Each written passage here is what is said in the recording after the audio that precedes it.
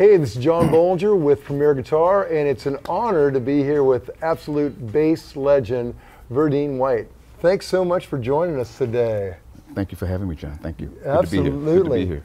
Now, why don't we start talking a little bit? Now, throughout your career, you really influenced bass players. I mean, across the board. You kind of changed the game. And I know back in the day you used to play Fender Jazz, didn't you? Right, I played Fender Jazz, Fender Precision in the beginning, because that actually was the only thing that was around. Sure, yeah, they kind of invented the whole... Well, it was the beginning of really, not the beginning, but sort of the first part of bass guitar, was at the beginning. And of course now I play Roger Sadowski.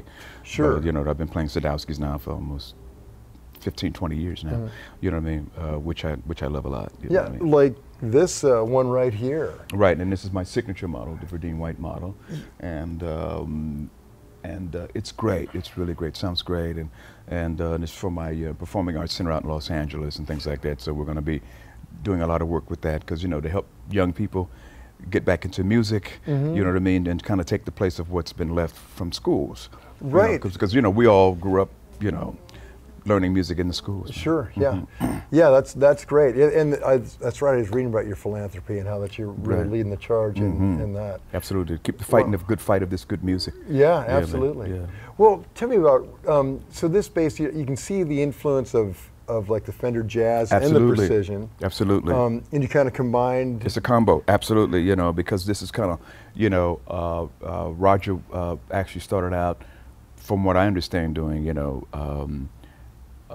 pickups and preamps and basses to to give them more life. Sure. And kind of hot rodding Fenders essentially. Absolutely, absolutely. That's right. Hot rod. That's right. Hot rod. That's right. Yeah. Right. That's a good point in there. Right. The classic car thing. Yeah. That's right. Muscle cars. Taking those old engines out, putting them, zooping them up. Yeah. Absolutely. So they can just do more than they were originally designed, and that seems like that's what this is.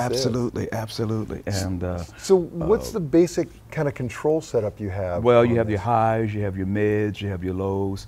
You can cut actives on or take the actives off. Oh, wow. I prefer actives because, of course, playing live to cut through. And actives sound great on record, you know what I mean? And for me, so it just gives a punch for my style of playing. My style of playing. Yes. And you went with that kind of slimmer jazz style. Absolutely. I sort of kind of picked up from that, because that's how I started.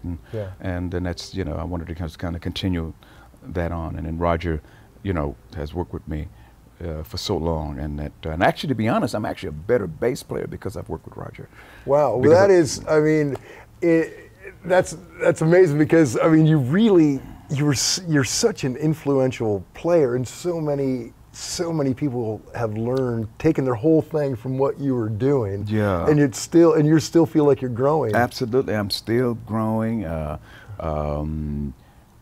And Roger, me getting into the aesthetics of the bass, getting into not only what it does as a player, but what it means. The craftsmanship. Right. You know what I mean? So I really got into that part of it. Cool. And it really made me actually play better. And then I took a bass lesson in New York a couple of weeks ago. Really? Yeah, I met the bass teacher who was freaked out. No, he wasn't freaked out. No, he was a taskmaster. It's the great Ron Carter. For all of those that want to Google him and things like that. He played with Miles Davis, all that. So and I'm originally a classical player, and Ron's jazz and classical. So I went over to the house in Manhattan and took a bass lesson. No, he wasn't freaked out. I was freaked out. He wasn't intimidated? No. Ron Carter, you kidding? I was intimidated. And he gave me my instructions, and he sent me on my way. So you started on upright? Absolutely, yeah. Wow. And I still have one at home. Wow. Yeah. And Ron gave me strings so I can restring my upright when I get back to Los Angeles. That's great. Now, did you ever play upright on any of the Earth, Wind & Fire songs? I didn't, no, but I did a upright on an artist named Jimmy Vincent, a song called Space Traveler, cool. For Caribou Records, and I'm playing upright on that.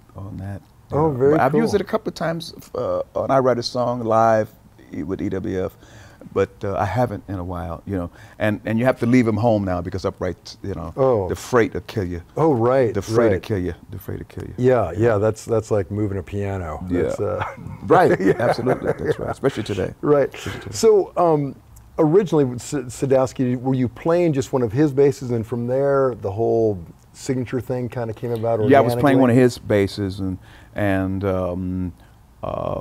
my white one, which is I modeled that off, this off of that, and you know, just sounded great. And he came up with the idea, and his son Sam Sadowski, cool cat, Sam's cool, Sam's cool, you know, helped. And